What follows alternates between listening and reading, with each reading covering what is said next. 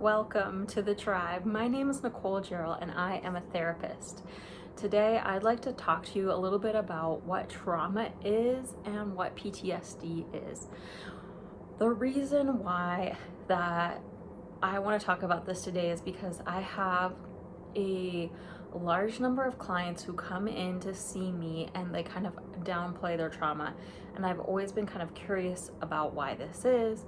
Come to find out, a lot of people don't even know that what they have experienced can be and is trauma or traumatic. So a lot of people downplay and kind of feel like, okay, well, unless I was at war, unless I'm a soldier, then I couldn't possibly have experienced trauma. And while I totally understand wanting to downplay and minimize what's happened as a form of, I think, coping, right? To help us feel like, oh, it's not that bad, I should just move on, blah, blah, blah. Sometimes that's not actually helpful. Sometimes acknowledging what has happened to you, acknowledging that you have survived it, are all important steps on kind of being able to work through those traumas. And so one of the main things that I hope people understand after this video, during this video, is that trauma is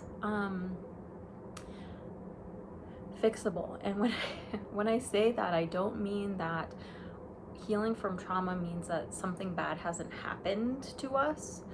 You know, something probably pretty negative, pretty hurtful, pretty bad will have always happened. But we do have the ability to heal and regulate our nervous system again, so we don't suffer from those symptoms of PTSD. And so today I am going to also kind of share what PTSD is and how two people can experience the same trauma, but not necessarily both develop PTSD. Maybe only one person will develop PTSD, and it's neither of them their fault of who experiences PTSD and who doesn't. So first of all, what is trauma? Trauma is an event or a situation. Often we think of a trauma as a single incident. There could be multiple traumas, such as complex trauma, and that just means a reoccurring trauma. So if we look at childhood abuse and neglect, that would be an example of complex trauma. So the same trauma happening over and over again. And what constitutes trauma in childhood abuse or neglect? Well, you might find it interesting to know if I were to let you guess which is more harmful to a child's brain, being physically abused, so hit, spanked, kicked, or being emotionally abused, so someone telling their kid, you know, cussing them out or telling them they're not good enough or not providing a loving, caring, supportive environment. Which would be worse? What might you think? A lot of people would think that it's the physical abuse, and it's actually emotional. Emotional abuse causes more damage to a child's brain.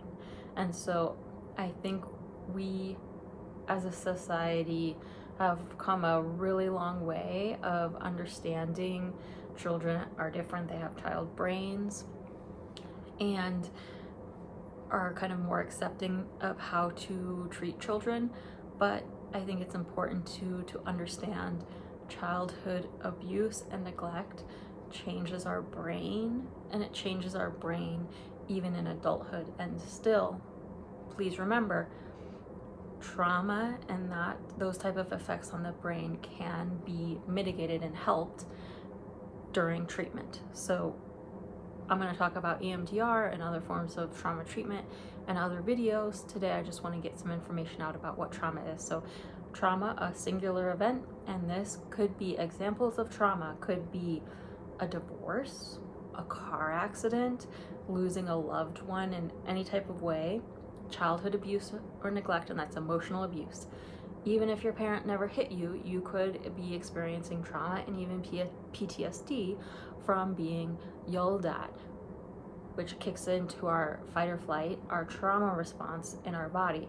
Anything that is so overwhelming that our trauma response is up is probably a trauma, right?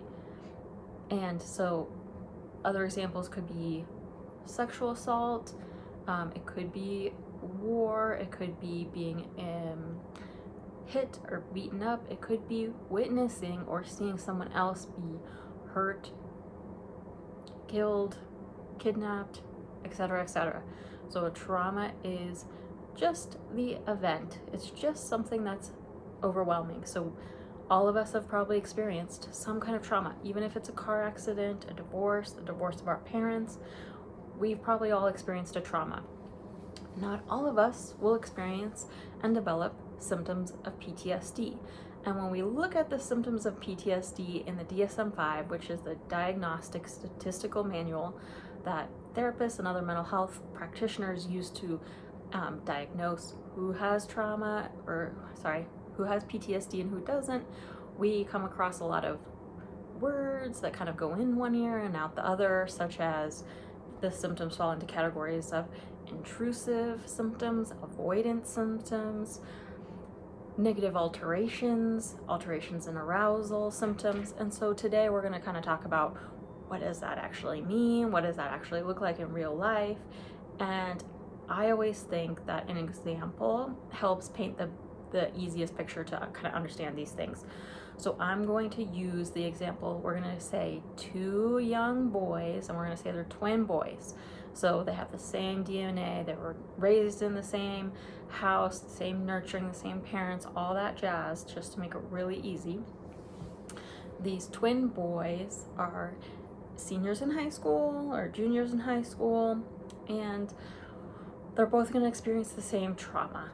And so in this instance, the trauma is going to be that they were kidnapped on their way to school and held in a basement. Okay?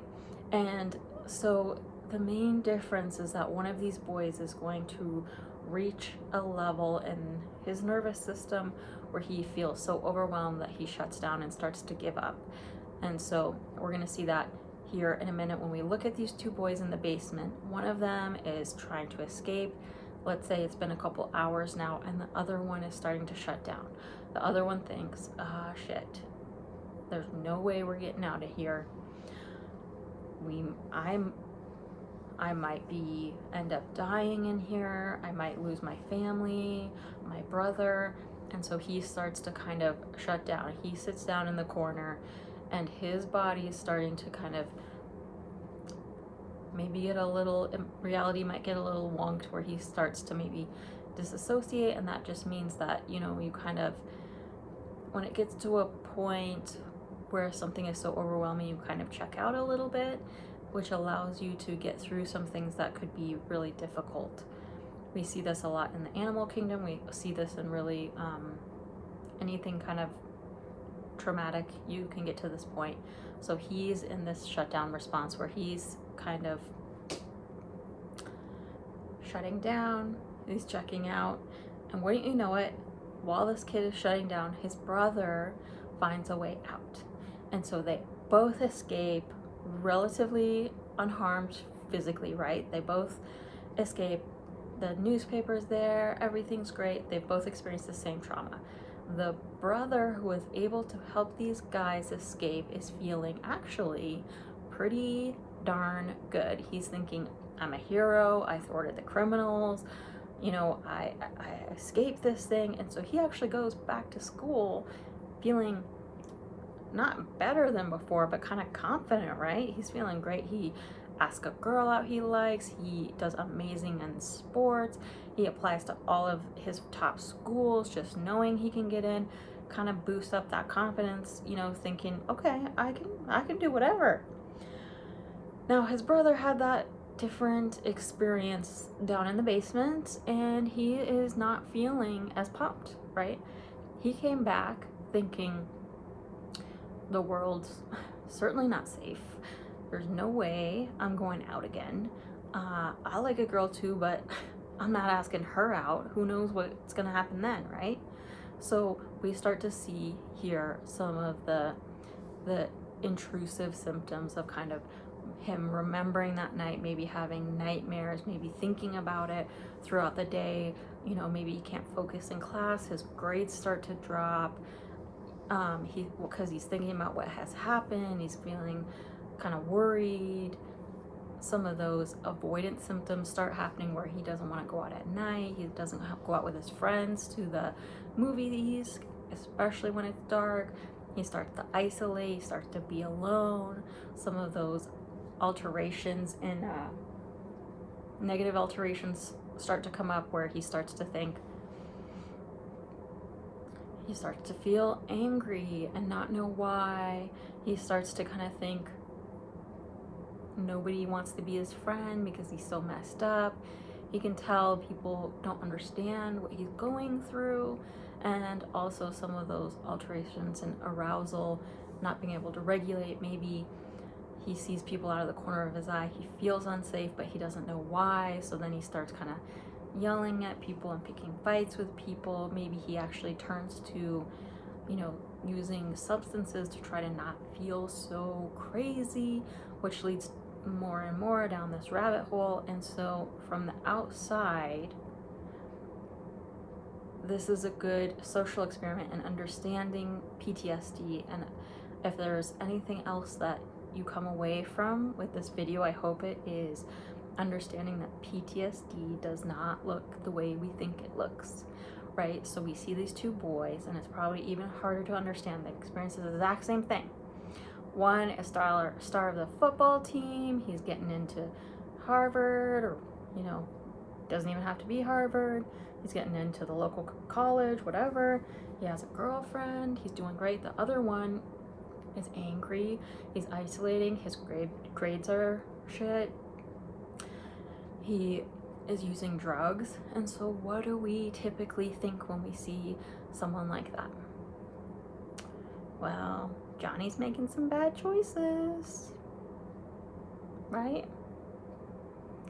Yeah. So I just encourage everyone. I'm not saying that any of those things are okay to do. I'm not saying that because he's experienced trauma, we should write him a free pass.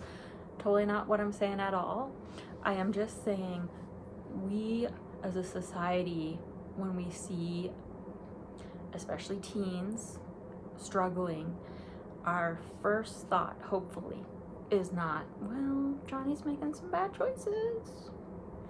It's, wonder what's going on with Johnny, right? Wonder why he's isolating, feeling like he's worthless, drinking, doing drugs, and not going anywhere in his life. Wonder why. So I hope that helps illustrate what trauma can actually look like in a teenager, and some of the symptoms of trauma. And so a lot of the times, the difference between experiencing a trauma and experiencing the symptoms of PTSD is that overwhelm, that sense that we can't control this, and it's overwhelming, and we oftentimes feel out of control, and our nervous system gets a little jacked up. And so Johnny, or whoever, would just need some help regulating his nervous system, releasing some of that trauma to get back to a baseline, and changing some of those beliefs, probably about the world being unsafe and him not being able to trust anyone, and developing different coping skills for difficult emotions rather than using substances. And I'm not saying that's going to be easy stuff to do, but that it's possible to heal from trauma. So I hope that this video made sense. I hope that it gives you hope for yourself or someone you know, that whatever your experience does not make you crazy, is totally normal response to trauma, and there's lots of help out there, guys. So I'm going to put some resources in the link below, but if you have any questions, please hit me up with a comment, a question. Please like, subscribe, grow the tribe. Make sure everybody gets to see these videos. Okay, I love you guys so much. Take care. Bye.